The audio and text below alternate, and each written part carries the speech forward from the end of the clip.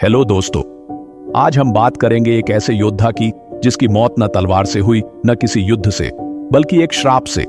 यह है कहानी हस्तिनापुर के राजा पांडु की। पांडु कौरवों और पांडवों के पिता एक शक्तिशाली और धर्मनिष्ठ राजा थे। उनके राज्य में शांति और न्याय था, लेकिन उनका जीवन एक भयानक मोड़ पर आकर ठहर गया। एक दिन पांडु शिकार पर निकले। जंगल में उन्हें 2 हिरण दिखाई दिए। बिना देर किए उन्होंने तीर चलाया, पर जैसे ही वे पास पहुंचे, वो हिरण नहीं थे।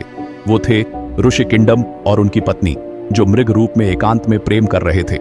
अपने अंतिम समय में ऋषि ने पांडु को श्राप दे दिया, जिस दिन तुम अपनी पत्नी के साथ संबंध बनाओगे, उसी क्षण तुम्हारी मृत्यु हो जाएगी।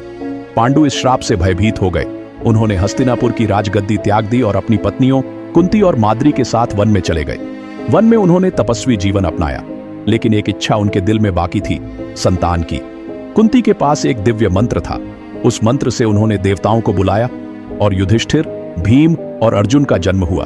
माद्री ने भी देवताओं का आह्वान किया और नकुल और सहदेव को जन्म दिया। सब कुछ शांत चल रहा था, लेकिन नियति को कुछ और ही मंजूर था।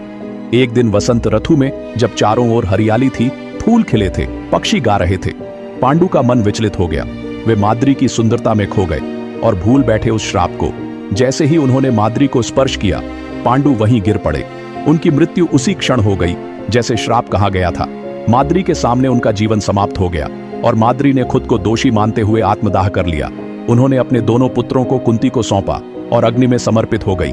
दोस्तों, ये कहानी हमें ये सिखाती है कि कभी कभी सबसे बड़ी त्रासदी युद्ध भूमि में नहीं, दिल के एक कोने में छुपी होती है। पांडु की मृत्यु सिर्फ एक श्राप नहीं थी, वो थी एक क्षणिक भूल की भारी कीमत। अगर आपको ये वीडियो ज्ञानवर्धक लगा हो तो लाइक जरूर करें, कमेंट में अपनी राय बताएं और हमारे चैनल को सब्सक्राइब करना ना भूलें। मिलते हैं अगली रोचक कहानी में। धन्यवाद।